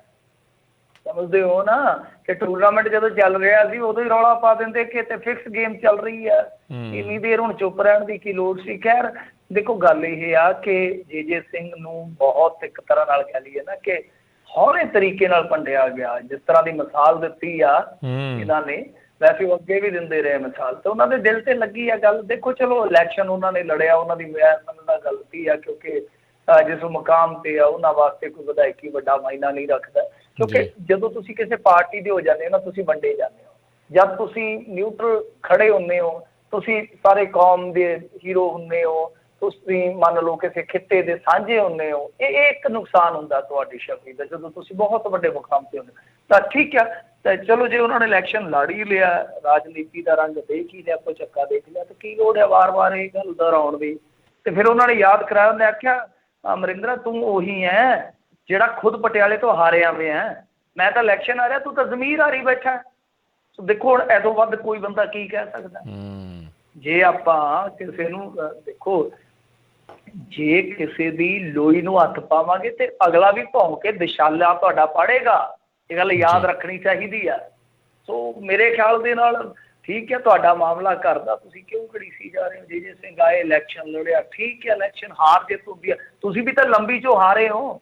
ਉਹ ਕਹਿੰਦੇ ਆ ਕਿ ਲੰਬੀ ਫਿਕਸ ਗੇਮ ਸੀ। ਇਹ ਲੰਬੀ ਜਾ ਕੇ ਖਲੋਤੇ ਬਾਦਲ ਸਾਹਿਬ ਨੂੰ ਬਚਾਉਣ ਵਾਸਤੇ ਕਿ ਬਾਦਲ ਜਿੱਤ ਜਾਵੇ, ਤੇ ਕੈਪਟਨ ਸਾਹਿਬ ਉੱਥੋਂ ਪਟਿਆਲੇ ਤੋਂ ਆਸਾਨੀ ਨਾਲ ਜਿੱਤ ਗਏ, ਕਿਉਂਕਿ ਉੱਥੇ ਇਹਨਾਂ ਨੇ ਬਾਦਲ ਸਾਹਿਬ ਕਹਿੰਦੇ ਢਿੱਲ ਕਰ ਦਿੱਤੀ। ਸੋ ਇਹਨਾਂ ਨੇ ਹੁਣ ਜਵਾਬ ਦਿੱਤਾ। ਮੇਰੇ ਖਿਆਲ ਦੇ ਨਾਲ ਜਵਾਬ ਸੁਣ ਕੇ ਥੋੜੀ ਜਿਹੀ ਖੁਰਕ ਮੱਠੀ ਹੋਈ ਹੋਊਗੀ ਕਾਂਗਰਸੀਆਂ ਦੀ। ਜੀ ਜੀ। ਲੰਗਾ ਹੁਣਾਂ ਦੇ ਮਾਤਾ ਪਿਤਾ ਵੱਲੋਂ ਅਕਾਲ ਤਖਤ ਸਾਹਿਬ ਦੇ ਜਥੇਦਾਰ ਨੂੰ ਅਪੀਲ। ਹਾਂਜੀ ਦੇਖੋ, ਇਹਨਾਂ ਵੱਲੋਂ ਪੱਤਰ ਲਿਖਿਆ ਗਿਆ, ਜਿਹੜੇ ਇਹਨਾਂ ਦੇ ਮਾਤਾ ਪਿਤਾ ਨੇ, ਬਜ਼ੁਰਗ ਨੇ, ਤਾਂ ਉਹਨਾਂ ਨੇ ਜੋ ਪੱਤਰ ਦੇ ਵਿੱਚ ਲਿਖਿਆ ਉਹ ਇਹੋ ਲਿਖਿਆ ਕਿ ਹੁਣ ਦੇਖੋ ਅਸੀਂ ਸਾਡੀ ਜ਼ਿੰਦਗੀ ਜਿਹੜੀ ਆ ਉਹ ਆਖਰੀ ਪੜਾਅ ਤੇ, ਅਸੀਂ ਜਾਣ ਵਾਲੇ ਇਸ ਸੰਸਾਰ ਤੋਂ ਰੁਖਸਤ ਹੋਣ ਵਾਲੇ ਆ। ਤੇ ਸਾਡਾ ਜਿਹੜਾ ਗੁਰੂ ਪ੍ਰਤੀ ਪਰਿਵਾਰ ਦਾ ਇੱਕ ਆਸਥਾ ਦਾ ਵੇਗ ਆ ਉਹ ਬਹੁਤ ਵੱਡਾ ਹੈ। ਸੋ ਅਸੀਂ ਕੋਈ ਮਤਲਬ ਕਿ ਇਸ ਤਰ੍ਹਾਂ ਦੀ ਸਮਾਜਿਕ ਤੌਰ 'ਤੇ, ਧਾਰਮਿਕ ਤੌਰ 'ਤੇ ਜਾਂ ਮਾਨਸਿਕ ਤੌਰ 'ਤੇ ਨਮੋਸ਼ੀ ਲੈ ਕੇ ਨਹੀਂ ਜਾਣਾ ਚਾਹੁੰਦੇ। ਸਾਡੇ ਪੁੱਤਰ ਤੋਂ ਜੇ ਕੋਈ ਛਾਣੇ ਅਣਜਾਣੇ 'ਚ ਗਲਤੀ ਹੋ ਗਈ ਤਾਂ ਕੋਈ ਪੁੱਤਰ ਤੇ ਸਭ ਲਈ ਤੁਹਾਨੂੰ ਪਤਾ ਪਿਆਰੇ ਹੀ ਹੁੰਦੇ ਆ, ਤੇ ਉਹਨਾਂ ਦੀਆਂ ਗਲਤੀਆਂ ਵੀ ਮਾਪਿਆਂ ਨੂੰ ਛੋਟੀਆਂ ਲੱਗਦੀਆਂ ਨੇ। ਤਾਂ ਉਹ ਕਹਿੰਦੇ ਆ ਕਿ ਦੇਖੋ ਛਾਣੇ ਅਣਜਾਣੇ 'ਚ ਜੇ ਸਾਡੇ ਪੁੱਤਰ ਕੋਲੋਂ ਕੋਈ ਭੁੱਲ ਹੋ ਗਈ ਆ, ਕੋਈ ਗਲਤੀ ਹੋ ਗਈ ਆ, ਤੇ ਭਾਈ ਤੁਸੀਂ ਉਹਦੀ ਖਿਮਾ ਯਾਚਨਾ ਪ੍ਰਵਾਨ ਕਰਕੇ ਤੇ ਉਹਨੂੰ ਮਾਫੀ ਦੇ ਦਿਓ। ਸੋ ਇਹ ਪੱਤਰ ਹੈ ਜਿਹੜਾ ਉਹ ਤੁਸੀਂ ਦੇਖ ਸਕਦੇ ਹੋ ਕਿ 1.5 ਪੰਨੇ ਦਾ ਹੋਏਗਾ। ਪੱਤਰ ਦੀ ਜਿਹੜੀ ਵਰਡਿੰਗ ਆ, ਸ਼ਬਦਾਵਲੀ ਆ, ਉਹ ਕਿਸੇ ਬਹੁਤ ਜਿੱਦਾਂ ਕਹਿ ਲਈਏ ਨਾ ਇੰਟਲੈਕਚੁਅਲ ਬੰਦੇ ਵੱਲੋਂ ਤਿਆਰ ਕੀਤੀ ਗਈ ਹੈ। ਜੇ ਤੁਸੀਂ ਉਹ ਪੜ੍ਹੋਗੇ ਨਾ ਸਾਰੀ ਸ਼ਬਦਾਵਲੀ ਬਹੁਤ ਕਹਿ ਲਈਏ ਕਿ ਚਿਣੀ ਹੋਈ ਸ਼ਬਦਾਵਲੀ ਆ, ਬਜ਼ੁਰਗ ਦੀ ਲੱਗਦੀ ਨਹੀਂ ਹੈ ਕਿ ਕਿਸੇ ਸਧਾਰਨ ਬਜ਼ੁਰਗ ਦੀ ਉਹ ਕੋਈ ਲਿਖਾਈ ਜਾਂ ਹੋਏਗੀ, ਕਿਉਂਕਿ ਟਾਈਪਿੰਗ ਆ, ਉਹਨਾਂ ਦੇ ਥੱਲੇ ਦਸਤਖਤ ਜ਼ਰੂਰ ਨੇ, ਸਾਈਨ ਜ਼ਰੂਰ ਨੇ। ਤਾਂ ਖੈਰ ਦੇਖੋ ਗੱਲ ਇਹ ਆ ਕਿ ਕੁਛ ਦਿਨ ਤੋਂ ਸੁੱਚਾ ਸਿੰਘ ਲੰਗਾਹ ਆਪਣੇ ਸਾਥੀਆਂ ਦੇ ਨਾਲ ਮੁਸਲਸਲ ਲਗਾਤਾਰ ਦਰਬਾਰ ਸਾਹਿਬ ਆਉਂਦੇ ਨੇ, ਤੇ ਜਿਹੜਾ ਉਹ ਫਸੀਲ ਦੇ ਹੇਠਲਾ ਥਾਂ ਆ ਨਾ ਸ਼੍ਰੀ ਅਕਾਲ ਤਖਤ ਸਾਹਿਬ ਦੀ ਜਿਹੜੀ ਫਸੀਲ ਆ, ਤੁਸੀਂ ਦੇਖਿਆ ਹੋਣਾ ਜਥੇਦਾਰ ਜਿੱਥੋਂ ਕਈ ਵਾਰ ਹੁਕਮ ਵੀ ਸੁਣਾਉਂਦੇ ਆ ਜਾਂ ਹੁਕਮਨਾਮਾ ਦਿੰਦੇ ਆ ਜਾਂ ਕੋਈ ਹੋਰ ਕੌਮ ਦੇ ਨਾਮ ਸੰਦੇਸ਼ ਦਿੰਦੇ ਆ, ਤਾਂ ਉਹਦੇ ਹੇਠਾਂ ਜਿਹੜੀ ਜਗ੍ਹਾ ਉੱਥੇ ਆ ਕੇ ਜਿਹੜੇ ਸੁੱਚਾ ਸਿੰਘ ਲੰਗਾਹ ਤੇ ਉਹਦੇ ਸਾਥੀ ਆ ਉਹ ਗੁਰਬਾਣੀ ਸਰਵਣ ਕਰਦੇ ਆ। ਤੇ ਜਿਹੜੀ ਦੂਸਰੀ ਉਹਨਾਂ ਦੀ ਆਪੋਜ਼ਿਟ ਧਿਰ ਆ ਉਹ ਇਹ ਗੱਲ ਸਮਝਦੀ ਆ ਔਰ ਇਸ ਗੱਲ ਤੇ ਇਤਰਾਜ਼ ਵੀ ਕਰਦੀ ਆ ਕਿ ਦੇਖੋ ਜਿਹੜਾ ਸਾਰਾ ਕੁਝ ਹੋ ਰਿਹਾ ਵਾ ਇਹ ਇਸੇ ਕਰਕੇ ਹੋ ਰਿਹਾ ਕਿ ਉਹ ਪੰਥ 'ਚ ਵਾਪਸੀ ਕਰ ਜਾਣ। ਤੇ ਹੁਣ ਜਦੋਂ ਇਹ ਸਾਰਾ ਭੇਤ ਖੋਲ੍ਹੀ ਗਿਆ, ਸਾਰਾ ਮਾਜਰਾ ਹੀ ਸਾਹਮਣੇ ਆ ਗਿਆ ਕਿ ਕੋਸ਼ਿਸ਼ਾਂ ਹੋ ਰਹੀਆਂ ਸੀ। ਵੈਸੇ ਕੋਸ਼ਿਸ਼ਾਂ ਸੁੱਚਾ ਸਿੰਘ ਲੰਗਾਹ ਨੇ ਪਹਿਲਾਂ ਵੀ ਕੀਤੀਆਂ ਨੇ, ਸਭ ਨੂੰ ਯਾਦ ਹੋਣਾ, ਪੱਤਰ ਲਿਖੇ ਇਹਨਾਂ ਨੇ, ਖਿਮਾ ਪੱਤਰ ਲਿਖੇ, ਬੇਨਤੀ ਪੱਤਰ ਲਿਖੇ, ਪ੍ਰਵਾਨ ਨਹੀਂ ਹੋਏ। ਫਿਰ ਉਹ ਸਰਚਾਂਦ ਸਿੰਘ ਹੋਰਾਂ ਦੀ ਇੱਕ ਤਰ੍ਹਾਂ ਨਾਲ ਕਹਿ ਲਓ ਕਿ ਉਹਨਾਂ ਦੀ ਸੰਗਤ ਕਰਕੇ, ਉਹਨਾਂ ਦੀ ਸੋਬਤ ਕਰਕੇ, ਮੁੜ ਕੇ ਉਹਨਾਂ ਦੇ ਨਾਲ ਰਲ ਕੇ ਫਿਰ ਅੰਮ੍ਰਿਤ ਸੰਚਾਰ ਦੇ ਵਿੱਚ ਜਿੱਦਾਂ ਗਏ ਸੀਗੇ, ਉਹ ਰੌਲਾ ਪਿਆ, ਕੰਟਰੋਵਰਸੀ ਹੋਈ, ਉਹਦੇ ਵਿੱਚ ਦੂਜਿਆਂ ਤੇ ਵੀ ਕਾਰਵਾਈ ਹੋਈ। ਉਦੋਂ ਜਥੇਦਾਰ ਜੀ ਨੇ ਬਹੁਤ ਸਖਤ ਸੰਦੇਸ਼ ਦਿੱਤਾ ਸੀਗਾ ਕਿ ਇਹਦੇ ਨਾਲ ਕਿਸੇ ਨੇ ਨਹੀਂ ਵਰਤਣਾ। ਖੈਰ, ਤਾਂ ਉਸ ਤੋਂ ਬਾਅਦ ਇਹ ਹੁਣ ਲਗਾਤਾਰ ਜੇ ਕਹਿ ਲਈਏ ਤਾਂ ਤੀਸਰੀ ਕੋਸ਼ਿਸ਼ ਹੈ ਸੁੱਚਾ ਸਿੰਘ ਲੰਗਾਹ ਦੀ ਕਿ ਕਿਸੇ ਤਰੀਕੇ ਨਾਲ ਇਲੈਕਸ਼ਨ ਤੋਂ ਪਹਿਲਾਂ ਇਹ ਸਭ ਕੁਝ ਠੀਕ ਕਰ ਲਿਆ ਜਾਵੇ। ਵੈਸੇ ਤਾਂ ਜੇ ਤੁਸੀਂ ਦੇਖੋਗੇ ਜਦੋਂ ਪੰਚਾਇਤੀ ਇਲੈਕਸ਼ਨ ਸੀਗਾ ਤਾਂ ਖੁਦ ਪਿੰਡਾਂ ਦਾ ਦੌਰਾ ਕਰ ਰਹੇ ਸੀਗੇ ਸੁੱਚਾ ਸਿੰਘ ਲੰਗਾਹ ਉਸ ਦਿਨ ਜਿੱਦਣ ਵੋਟਾਂ ਪਈਆਂ ਨੇ, ਤੇ ਜਿੱਥੇ ਜਿੱਥੇ ਵੀ ਕਿਤੇ ਮੰਨ ਲਓ ਤਥਾ ਕਥਿਤ ਤੌਰ ਤੇ ਕੋਈ ਧੱਕਾ ਹੋਇਆ ਤਾਂ ਉੱਥੇ ਸੁੱਚਾ ਸਿੰਘ ਲੰਗਾਹ ਨੇ ਜਾ ਕੇ ਬਤੌਰ ਅਕਾਲੀ ਵਰਕਰ ਜਾਂ ਕਹਿ ਲਓ ਅਕਾਲੀ ਆਗੂ ਬਾਈਟਾਂ ਵੀ ਦਿੱਤੀਆਂ ਸੀਗੀਆਂ ਕਿ ਇੱਥੇ ਇੱਥੇ ਧੱਕਾ ਹੋ ਰਿਹਾ। ਸੋ ਮੇਰੇ ਕਹਿਣ ਦਾ ਮਤਲਬ ਇਹ ਆ ਕਿ ਅੰਦਰੋਂ ਤੰਦ ਤੇ ਨਹੀਂ ਟੁੱਟੀ, ਪਰ ਬਾਹਰੀ ਤੌਰ ਤੇ ਕਿਉਂਕਿ ਸਿੱਖਾਂ ਦਾ ਇੱਕ ਬਹੁਤ ਵੱਡਾ ਵਰਗ ਆ ਜਿਹੜਾ ਸੁੱਚਾ ਸਿੰਘ ਲੰਗਾਹ ਦੀ ਉਸ ਹਰਕਤ ਨੂੰ ਨਹੀਂ ਮਾਫੀ ਕਰਨ ਦੇ ਮੂਡ ਦੇ ਵਿੱਚ, ਜਿਸ ਹਰਕਤ ਨੇ ਕਾਫੀ ਤੁਹਾਨੂੰ ਪਤਾ ਚਰਚਾ ਕੱਟੀ ਸੀਗੀ, ਵੀਡੀਓ ਜਿਹੜੀ ਆ ਗਈ ਸੀਗੀ, ਤਾਂ ਆਉਣ ਵਾਲੇ ਦਿਨਾਂ ਦੇ ਵਿੱਚ ਮੇਰੇ ਖਿਆਲ ਦੇ ਨਾਲ ਉਹ ਵਿਰੋਧ ਤਾਂ ਮੱਠੀ ਨਹੀਂ ਪਏਗੀ, ਪਰ ਯਤਨ ਜ਼ਰੂਰ ਹੋ ਰਿਹਾ। ਔਰ ਇਹ ਇੱਕ ਤਰ੍ਹਾਂ ਨਾਲ ਕਹਿ ਸਕਦੇ ਹੋ ਤੁਸੀਂ ਕਿ ਜਿਵੇਂ ਆਪਾਂ ਕਹਿੰਦੇ ਆ ਨਾ ਕਿ ਇਮੋਸ਼ਨਲੀ ਕਾਰਡ, ਅੱਜ ਕੱਲ੍ਹ ਉਹ ਇੱਕ ਸ਼ਬਦ ਇਸਤੇਮਾਲ ਕੀਤਾ ਜਾਂਦਾ ਹੈ ਕਿ ਇਹ ਵੀ ਇੱਕ ਜਿੱਦਾਂ ਕਹਿ ਲਓ ਕਿ ਖਿਮਾ ਯਾਚਨਾ ਦੇ ਵਿੱਚ ਇੱਕ ਇਮੋਸ਼ਨਲ ਟੱਚ ਵੀ ਦਿੱਤਾ ਗਿਆ, ਜਜ਼ਬਾਤੀ ਟੱਚ ਵੀ ਦਿੱਤਾ ਗਿਆ, ਕਿਉਂਕਿ ਕੋਈ ਵੀ ਹੋਵੇ, ਆਪਣਾ ਧਾਰਮਿਕ ਪੁਰਸ਼ ਹੋਵੇ, ਸਿੱਖਾਂ ਦੇ ਵਿੱਚ ਕੋਈ ਸਮਾਜਿਕ ਪ੍ਰਾਣੀ ਹੋਵੇ, ਬਿਰਧਾਂ ਦੀ ਬਹੁਤ ਜ਼ਿਆਦਾ ਇੱਜ਼ਤ ਕਰਦਾ ਹੁੰਦਾ। ਤੁਹਾਨੂੰ ਪਤਾ ਜਿਹੜੇ ਆਖਰੀ ਪੜਾਅ ਤੇ ਹੋਣ ਤੇ ਉਹ ਤੇ ਬਹੁਤ ਪਿਆਰੇ ਹੁੰਦੇ ਨੇ, ਵੈਸੇ ਹੀ ਉਹਨਾਂ ਦਾ ਬਹੁਤ ਸਤਿਕਾਰ ਹੁੰਦਾ। ਤੇ ਇਹ ਤੁਸੀਂ ਸਮਝ ਸਕਦੇ ਹੋ ਕਿ ਕਿਸ ਇਹ ਸੋਚ ਦੇ ਨਾਲ ਜਾਂ ਕਹਿ ਲਓ ਕਿ ਕਿਸ ਪੈਂਤੜੇ ਦੇ ਨਾਲ ਇਹ ਜਿਹੜਾ ਪੱਤਰ ਆ ਉਹ ਗਿਆ ਵਾ ਅਕਾਲ ਤਖਤ ਸਾਹਿਬ। ਤੇ ਦੇਖੋ ਅੱਗੋਂ ਜਥੇਦਾਰ ਜੀ ਦੀ ਮਰਜ਼ੀ ਆ, ਉਹਨਾਂ ਨੇ ਪ੍ਰਵਾਨ ਕਰਨਾ ਕਿ ਨਹੀਂ। ਜੀ ਜੀ ਮਿੰਟੂ ਜੀ, ਅਗਲੀ ਗੱਲ ਕਰੀਏ, ਟੈਂਕੀ ਤੇ ਚੜੇ ਅਧਿਆਪਕਾਂ ਦੀ ਚਮੜੀ ਉਧੜਨ ਲੱਗੀ। ਦੇਖੋ ਇਹ ਵਿਚਾਰੇ 38 ਦਿਨ ਤੋਂ ਬੈਠੇ ਨੇ, ਟੈਂਪਰੇਚਰ ਹੁਣ 40-41 ਹੋ ਗਿਆ, ਹਵਾ ਖੁਸ਼ਕ ਹੋ ਗਈ ਆ, ਬਹੁਤ ਬੁਰਾ ਹਾਲ ਆ। ਲੋ ਚੱਲਣ ਲੱਗ ਪਈ ਇਹਨਾਂ ਦਿਨਾਂ 'ਚ, ਲੋ ਚੱਲਦੀ ਆ ਪੰਜਾਬ ਦੇ ਵਿੱਚ। ਜਿਹੜੇ ਲੋਕ ਰਹਿੰਦੇ ਨੇ ਖਾਸ ਤੌਰ ਤੇ ਮਾਲਵੇ ਦੇ ਟਿੱਬਿਆਂ 'ਚ, ਉਹਨਾਂ ਨੂੰ ਪਤਾ ਕਿ ਲੋ ਕੀ ਹਾਲ ਕਰਦੀ ਹੈ, ਨਰਮਾ ਸਾੜ ਦਿੰਦੀ ਆ, ਸਕਿਨ ਕਾਲੀ ਹੋ ਜਾਂਦੀ ਆ, ਭਾਵੇਂ ਫੇਅਰ ਐਂਡ ਲਵਲੀ ਲਾ ਲਓ, ਬਹੁਤ ਬੁਰਾ ਹਾਲ ਹੁੰਦਾ। ਤਾਂ ਜੇ ਕੋਈ ਤੁਹਾਡਾ ਅਧਿਆਪਕ ਟੈਂਕੀ ਤੇ ਬੈਠਾ 38 ਦਿਨ ਤੋਂ, ਤਾਂ ਮਰ ਜਾਣਾ ਚਾਹੀਦਾ ਹਾਕਮਾਂ ਨੂੰ ਸ਼ਰਮ ਦੇ ਨਾਲ ਡੁੱਬ ਕੇ। ਕਿਆ ਕੀ ਹੋ ਰਿਹਾ? ਤਾਂ ਘੱਟੋ ਘੱਟ ਹੁਣ ਤੁਸੀਂ ਦੇਖੋ, ਕਿਸੇ ਨੂੰ ਤੁਸੀਂ ਕਹਿੰਦੇ ਹੋ ਕਿ ਤੂੰ ਆਹ ਡਿਗਰੀ ਕਰ ਲਾ, ਤੈਨੂੰ ਅਸੀਂ ਆਹ ਰੁਜ਼ਗਾਰ ਦੇਵਾਂਗੇ। ਅਧਿਆਪਕਾਂ ਵਾਸਤੇ ਤਾਂ ਬਹੁਤ ਇੱਕ ਔਖੀ ਪ੍ਰੀਖਿਆ ਰੱਖੀ ਹੋਈ ਹੈ ਇਹਨਾਂ ਨੇ। ਤਾਂ ਅੱਗੇ ਤਾਂ ਹੁੰਦਾ ਸੀਗਾ, ਆਪਾਂ ਦੇਖਦੇ ਹੁੰਦੇ JBT ਟੈਸਟ ਹੈ ਜੀ, ਫਲਾਣਾ JEE ਟੈਸਟ ਆ। ਹੁਣ ਤੇ ਬਹੁਤ ਸਾਰੇ ਟੈਸਟ ਆ। JBT ਵਾਲਾ ਤਾਂ ਉਹ ਇਹਨਾਂ ਨੇ ਪੰਗਾ ਨਿਬੇੜ ਹੀ ਦਿੱਤਾ। ਟੈਟ ਆ ਜੀ, ਫਲਾਣਾ ਆ। ਤਾਂ ਉਹਦੇ ਵਿੱਚ ਅਟੈਂਪਟ ਕਰਕੇ ਆਉਂਦੇ ਨੇ 30 35 ਸਾਲ ਦੀ ਪੜ੍ਹਾਈ ਆ ਇਹਨਾਂ ਦੀ। ਤੇ ਹੋ ਕੀ ਰਿਹਾ ਵਾ ਕਿ ਟੈਂਕੀ ਤੇ ਬੈਠਣਾ ਪੈ ਰਿਹਾ ਹੈ ਅਧਿਆਪਕਾਂ ਨੂੰ। ਉਹ ਅਧਿਆਪਕ ਜਿਨ੍ਹਾਂ ਨੇ ਪਤਾ ਨਹੀਂ ਕਿੰਨੇ ਕੁ ਮਹਾਨ ਬੱਚਿਆਂ ਨੂੰ ਮਹਾਨ ਬਣਾਉਣਾ ਵਾ। ਤਾਂ ਇਹ ਮੇਰੇ ਖਿਆਲ ਦੇ ਨਾਲ ਬਹੁਤ ਹੀ ਸ਼ਰਮਨਾਕ ਗੱਲ ਆ, ਸ਼ਰਮਨਾਕ ਗੱਲ ਆ ਕਿ ਉਹਨਾਂ ਨੇ ਹੁਣ ਜਿਹੜੀਆਂ ਉੱਤੋਂ ਤਸਵੀਰਾਂ ਭੇਜੀਆਂ ਨੇ, ਤੁਸੀਂ ਆਪ ਹੀ ਅੰਦਾਜ਼ਾ ਲਾ ਲਓ ਇਹੋ ਜਿਹੇ ਟੈਂਪਰੇਚਰ ਦੇ ਵਿੱਚ ਇੱਕ ਟੈਂਕੀ ਤੇ ਬੈਠਣਾ ਉੱਤੇ ਚੜ੍ਹ ਕੇ ਬਹੁਤ ਔਖਾ ਹੈ, ਬਹੁਤ ਔਖਾ ਕੰਮ ਆ।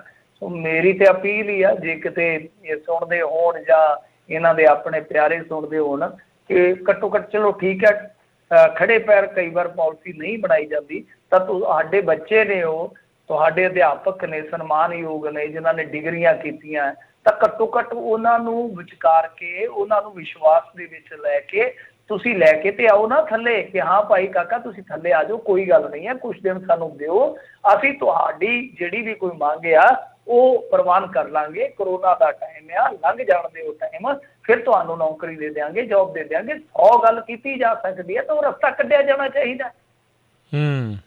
ਜੀ ਜੀ ਜੀ। ਮਿੰਟੂ ਜੀ, ਪਟਿਆਲੇ ਦੀ ਕੇਂਦਰੀ ਜੇਲ੍ਹ ਚੋਂ 3 ਕੈਦੀ ਫਰਾਰ ਜੀ। ਹਾਂਜੀ, ਇਹ ਅੱਜ ਦੀ ਬਹੁਤ ਵੱਡੀ ਖਬਰ ਹੈ। ਫਰਾਰੀ ਹੋ ਗਈ ਇੱਕ ਵਾਰੀ ਫਿਰ ਪੰਜਾਬ ਦੀਆਂ ਜੇਲ੍ਹਾਂ ਦੇ ਵਿੱਚੋਂ। ਤੁਹਾਨੂੰ ਪਤਾ ਹੀ ਹੈ ਫਰਾਰੀਆਂ ਅਕਸਰ ਹੁੰਦੀਆਂ ਰਹਿੰਦੀਆਂ ਨੇ। 3 ਕੈਦੀ ਨੇ ਜਿਹੜੇ ਫਰਾਰ ਹੋਏ ਆ। ਇੱਕ ਤਾਂ ਸ਼ੇਰ ਸਿੰਘ ਆ, ਇਹ UK ਤੋਂ ਡਿਪੋਰਟੀ ਸੀਗਾ ਮੇਰੇ ਖਿਆਲ ਦੇ ਨਾਲ। UK ਤੋਂ ਡਿਪੋਰਟ ਹੋ ਕੇ ਆਇਆ ਸੀਗਾ। 22 ਸਾਲ ਇਹਨੂੰ ਉਧਰ ਕੈਦ ਹੋਈ ਸੀਗੀ ਡਰੱਗ ਦੇ ਕੇਸ ਦੇ ਵਿੱਚ। ਖਿਡਾਰੀ ਤਗੜਾ ਹੀ ਆ, ਤੁਸੀਂ ਆਪ ਸਮਝ ਲਓ। ਵੈਸੇ ਮੈਨੂੰ ਲੱਗਦਾ ਕਿ UK ਦੇ ਨਾਲ ਸੌਰੀ ਇਹਨਾਂ ਦੀ ਨਾ ਸੰਧੀ ਹੈ ਇੰਡੀਆ ਵਾਲਿਆਂ ਦੀ। ਕਿਸ ਤਰ੍ਹਾਂ ਕੈਦੀ ਜਿਹੜੇ ਆ ਨਾ ਉਹ ਰਿਪਲੇਸ ਹੋ ਜਾਂਦੇ ਇੱਕ ਦੂਜੇ ਦੇ ਨਾਲ। ਤਾਂ ਉਹ ਜਿਹੜੇ ਕੈਦੀ ਹੁੰਦੇ ਇੱਦਾਂ ਸਜ਼ਾ ਯਾਫਤਾ ਹੁੰਦੇ ਮੇਰੇ ਖਿਆਲ ਦੇ ਨਾਲ, ਉਹ ਦੂਜੇ ਇਸ ਮੁਲਕ ਦੇ ਵਿੱਚ ਵੀ ਆ ਕੇ ਕੈਦ ਕਰ ਸਕਦੇ ਆ। ਕੁਛ ਐਸਾ ਹੈ, ਹੁਣ ਪੜ੍ਹਨਾ ਪਏਗਾ ਕਿ ਕੈਸਾ ਪ੍ਰਬੰਧ ਹੈ, ਪਰ ਮੇਰੇ ਖਿਆਲ ਦੇ ਨਾਲ ਐਸਾ ਹੈ ਕਿ ਸਜ਼ਾ ਹੋਇਆ ਬੰਦਾ ਉਹ ਆਪਣੇ ਦੇਸ਼ ਦੇ ਵਿੱਚ ਆ ਕੇ ਸਜ਼ਾ ਕੱਟ ਰਿਹਾ, ਜਾਂ ਡਿਪੋਰਟ ਉਹਨੂੰ ਕਰ ਦਿੱਤਾ ਗਿਆ, ਪਰੰਤੂ ਜਿਹੜੀ ਸਜ਼ਾ ਸੀ ਉਹ ਚੱਲਦੀ ਰਹੀ। ਸੋ ਐਸਾ ਕੁਛ ਹੈ ਇਹਨਾਂ ਦੇ ਵਿੱਚ। ਉਹ ਤੁਹਾਨੂੰ ਥੋੜ੍ਹਾ ਸਰਚ ਕਰਨਾ ਪਵੇਗਾ, ਮੈਂ ਵੀ ਕਰਕੇ ਦੇਖੂੰਗਾ। ਤਾਂ ਉਹਨੂੰ ਪਹਿਲਾਂ ਬਠਿੰਡੇ ਜੇਲ੍ਹ ਦੇ ਵਿੱਚ ਬੰਦ ਕੀਤਾ ਗਿਆ ਸੀ। ਹਫ਼ਤਾ ਕੁ ਪਹਿਲਾਂ ਹੀ ਦੱਸਦੇ ਆ ਕਿ ਇੱਥੇ ਖੜਿਆ ਗਿਆ ਸੀ ਪਟਿਆਲਾ ਦੀ ਜੇਲ੍ਹ ਦੇ ਵਿੱਚ, ਇੱਕ ਸੈੱਲ ਦੇ ਵਿੱਚ ਉਹ ਬੰਦ ਸਨ। ਤੇ ਫਿਰ ਉਹ ਦੱਸਦੇ ਆ ਕਿ ਸਵੇਰੇ ਜਦੋਂ ਗਿਣਤੀ ਹੁੰਦੀ ਹੈ ਨਾ ਤੜਕੇ, ਮਤਲਬ ਕਿ ਇਹਨਾਂ ਦਿਨਾਂ ਦੇ ਵਿੱਚ 5 ਵਜੇ ਗਿਣਤੀ ਆਉਂਦੀ ਆ। ਜਿਵੇਂ ਮਾੜਾ ਜਿਹਾ ਦਿਨ ਦਾ ਚੜ੍ਹਾਅ ਹੁੰਦਾ ਨਾ, ਕਈ ਵਾਰ ਥੋੜ੍ਹਾ ਜਿਹਾ ਜਿਵੇਂ ਰੌਲ ਗੌਲਾ ਜਿਹਾ ਹੁੰਦਾ, ਉਦੋਂ ਵੀ ਆ ਜਾਂਦੀ ਆ। 4:45 ਵਜੇ ਵੀ ਆ ਜਾਂਦੀ ਇਹਨਾਂ ਦਿਨਾਂ 'ਚ। ਤਾਂ ਜਦੋਂ ਗਿਣਤੀ ਕਰਨ ਆਏ ਆ, ਤਾਂ ਉਦੋਂ ਜਦੋਂ ਬੰਦੇ ਨਹੀਂ ਲੱਭੇ, ਫਿਰ ਇਹਨਾਂ ਦੇ ਪਾਰੀਆਂ ਬਣ ਗਈਆਂ। ਜੇਲ੍ਹ ਦੀ ਤਲਾਸ਼ੀ ਵੀ ਲਈ ਆ, ਪਰ ਉਹ ਨਿਕਲ ਗਏ ਆ। ਤਾਂ ਦੱਸਿਆ ਹੀ ਜਾਂਦਾ ਕਿਉਂਕਿ ਇਹ ਜਾਣਕਾਰੀ ਨਹੀਂ ਦਿੰਦੇ ਇਹਨਾਂ ਦੀ, ਜਦ ਤੱਕ ਇਨਕੁਆਇਰੀ ਵਗੈਰਾ ਪੂਰੀ ਨਹੀਂ ਹੋ ਜਾਂਦੀ। ਵੈਸੇ ਵੀ ਜੇਲ੍ਹ ਦੀ ਜਾਣਕਾਰੀ ਇਹ ਬਾਹਰ ਨਹੀਂ ਆਉਣ ਦਿੰਦੇ। ਜੇਲ੍ਹ ਸਾਰੀ ਸੀਲ ਕਰ ਦਿੰਦੇ ਆ। ਜਿਹੜੇ ਬੰਦੀ ਹੁੰਦੇ ਉਹਨਾਂ ਨੂੰ ਬਾਹਰ ਨਹੀਂ ਆਉਣ ਦਿੰਦੇ। ਖਬਰ ਜਿਹੜੀ ਆ ਰੋਕ ਦਿੰਦੇ ਆ ਸਾਰੀ ਦੀ ਸਾਰੀ ਜੀ। ਪਰ ਜੋ ਪਤਾ ਲੱਗਿਆ ਉਹ ਇਹ ਆ ਕਿ ਸੈੱਲ ਦਾ ਜਿਹੜਾ ਬਾਥਰੂਮ ਸੀ, ਉਹਦਾ ਇਹਨਾਂ ਨੇ ਕੀਤਾ ਕੰਮ, ਉਹਨੂੰ ਸੰਨ ਲਾ ਕੇ, ਪਾੜ ਲਾ ਕੇ ਫਿਰ ਨਿਕਲੇ ਅਤੇ ਬਾਹਰ। ਹੁਣ ਵੱਡੀ ਕੰਧ ਹੁੰਦੀ ਆ, ਉਹਨੂੰ ਕਿਵੇਂ ਟੱਪਿਆ ਇਹਨਾਂ ਨੇ, ਤੇ ਹਾਤੇ ਦੀ ਕੰਧ ਨੂੰ ਕਿਵੇਂ ਟੱਪਿਆ, ਇਹ ਤੇ ਇਨਕੁਆਇਰੀ ਤੋਂ ਬਾਅਦ ਹੀ ਸ਼ਾਇਦ ਇਹ ਡਿਸਕਲੋਜ਼ ਕਰਨਗੇ। ਜੀ ਜੀ ਜੀ। ਅਗਲੀ ਮਿੰਟੂ ਜੀ ਗੱਲ ਕਰ ਲਈਏ ਘਰੇਲੂ ਝਗੜੇ ਕਾਰਨ ASI ਨੇ ਸਰਵਿਸ ਰਿਵਾਲਵਰ ਨਾਲ ਭਰਾ ਨੂੰ ਮਾਰੀ ਗੋਲੀ। ਹਾਂਜੀ, ਇਹ ਲੁਧਿਆਣੇ ਦੇ ਵਿੱਚ ਵਾਪਰਿਆ ਦੁਖਾਂਤਕ ਕਾਂਡ ਆ। ਦੁਖਾਂਤਕ ਕਾਂਡ ਆਪਾਂ ਇਸ ਕਰਕੇ ਕਹਿੰਦੇ ਆ ਕਿ ਦੇਖੋ ਗੱਲ ਇੱਕ 2 ਭਰਾਵਾਂ ਦਾ ਝਗੜਾ ਸੀਗਾ। ਕੁਛ ਮੀਡੀਆ ਅਦਾਰੇ ਵਾਲੇ ਤੇ ਕਹਿੰਦੇ ਸੀਗੇ ਕਿ ਇਹਨਾਂ ਦਾ ਬੱਚਿਆਂ ਨੂੰ ਲੈ ਕੇ ਰੌਲਾ, ਪਰ ਬਾਅਦ ਦੇ ਵਿੱਚ ਇਹ ਸਾਫ਼ ਹੋਇਆ ਕਿ ਅਸਲ ਦੇ ਵਿੱਚ ਇਹਨਾਂ ਦਾ ਪ੍ਰਾਪਰਟੀ ਦਾ ਦੋਨਾਂ ਭਰਾਵਾਂ ਦਾ ਕੋਈ ਝਗੜਾ ਚੱਲਦਾ ਸੀਗਾ। ਤੇ ਲੁਧਿਆਣੇ ਦੇ ਹੈਬੋਵਾਲ ਏਰੀਏ ਦੇ ਵਿੱਚ ਕਿਤੇ ਆਮੋ ਸਾਹਮਣੇ ਹੋਏ ਆ, ਤੇ ਇੱਕ ਦੂਜੇ ਤੇ ਫਿਰ ਤੁਹਾਨੂੰ ਪਤਾ ਹੀ ਹੈ ਕਿ ਜਿਸ ਤਰੀਕੇ ਨਾਲ ਕਈ ਵਾਰ ਸ਼ਬਦੀ ਹਮਲੇ ਹੁੰਦੇ ਆ। ਉਸ ਤੋਂ ਬਾਅਦ ਇੱਕ ਭਰਾ ਨੇ ਚੱਕ ਕੇ ਦੂਜੇ ਨੂੰ ਗੋਲੀ ਕੱਢ ਮਾਰੀ, ਤੇ ਦੂਜੇ ਭਰਾ ਦੀ ਹੁਣ ਹਾਲਤ ਜਿਹੜੀ ਆ ਉਹ ਕਾਫੀ ਗੰਭੀਰ ਆ, ਹਸਪਤਾਲ ਦੇ ਵਿੱਚ। ਸਰਵਿਸ ਰਿਵਾਲਵਰ ਨਾਲ ਗੋਲੀ ਮਾਰੀ ਆ। ਇਹਦਾ ਮਤਲਬ ਇਹ ਹੈ ਕਿ ਜੋ ਬਚ ਵੀ ਗਿਆ 307 ਦਾ ਮੁਕੱਦਮਾ ਲੱਗੇਗਾ। 307 ਦੇ ਮੁਕੱਦਮੇ 'ਚ 5-7 ਸਾਲ ਸਜ਼ਾ ਪੱਕੀ ਆ, ਨੌਕਰੀ ਤੋਂ ਵੀ ਜਾਂਦਾ ਲੱਗੂਗਾ। ਹੋ ਸਕਦਾ ਦੋਨਾਂ ਭਰਾਵਾਂ ਦਾ ਰਾਜੀਨਾਮਾ ਹੋ ਜਾਵੇ। ਪਰ ਗੱਲ ਇਹ ਆ ਕਿ ਜਿਹੜੇ ਬੰਦੇ ਨੇ ਆਪਣੀ ਸਰਵਿਸ ਰਿਵਾਲਵਰ ਦੇ ਨਾਲ ਆਪਣੇ ਭਰਾ ਨੂੰ ਗੋਲੀ ਮਾਰ ਦਿੱਤੀ ਆ, ਉਹ ਸਰਵਿਸ ਦੇ ਵਿੱਚ ਕਿਸ ਤਰ੍ਹਾਂ ਝਗੜੇ ਨਿਬੇੜਦਾ ਹੋਏਗਾ, ਕਿਸ ਤਰ੍ਹਾਂ ਠਰਮਾ ਰੱਖਦਾ ਹੋਏਗਾ, ਕਿਸ ਤਰ੍ਹਾਂ ਸੰਜਮ ਰੱਖਦਾ ਹੋਏਗਾ, ਵੇਖਣ ਵਾਲੀ ਗੱਲ ਆ। ਕਿਉਂਕਿ ਇਹਨਾਂ ਦਾ ਕੰਮ ਤਾਂ ਝਗੜੇ ਨਿਬੇੜਨੇ। ਝਗੜੇ ਹੁੰਦੇ ਆ, ਦੇਖੋ ਆਪਣੇ ਘਰਾਂ 'ਚ ਵੀ ਹੁੰਦੇ ਆ, ਨਿੱਜੀ ਜ਼ਿੰਦਗੀ 'ਚ ਆਪਣੇ 'ਤੇ ਵੀ ਇਹ ਸਾਰੀਆਂ ਚੀਜ਼ਾਂ ਲਾਗੂ ਹੁੰਦੀਆਂ ਨੇ। ਆਪਾਂ ਵੀ ਸਮਾਜਿਕ ਪ੍ਰਾਣੀ ਆ, ਪਰੰਤੂ ਆਹ ਚੀਜ਼ ਇੱਥੋਂ ਤੱਕ ਪਹੁੰਚ ਜਾਣੀ ਔਰ ਭਰਾ ਦੇ ਨਾਲ ਹੀ ਪਹੁੰਚ ਜਾਣੀ, ਤਾਂ ਫਿਰ ਤੁਹਾਡਾ ਜਿਹੜਾ ਪ੍ਰੋਫੈਸ਼ਨਲਿਜ਼ਮ ਆ ਉਹ ਵੀ ਇਹੋ ਜਿਹੇ ਮਾਮਲਿਆਂ ਦੇ ਵਿੱਚ ਕਿਤੇ ਨਾ ਕਿਤੇ ਸਵਾਲੀਆ ਨਿਸ਼ਾਨ ਹੇਠਾਂ ਆਉਂਦਾ ਆ। ਜੀ ਜੀ ਬਿਲਕੁਲ। ਅਤੇ ਮਿੰਟੂ ਜੀ, ਸਮਾਂ ਆਪਣੇ ਦੇ ਪ੍ਰੋਗਰਾਮ ਦਾ ਹੁਣ ਇੱਥੇ ਹੀ ਸਮਾਪਤ ਆ। ਮਿਲਾਂਗੇ ਆਪਾਂ ਆਪਣੇ ਸਾਰੇ ਸਰੋਤਿਆਂ ਨੂੰ ਅਗਲੀ ਵਾਰ। ਬੜੀ ਮਿਹਰਬਾਨੀ, ਧੰਨਵਾਦ ਜੀ, ਸਤਿ ਸ਼੍ਰੀ ਅਕਾਲ ਜੀ।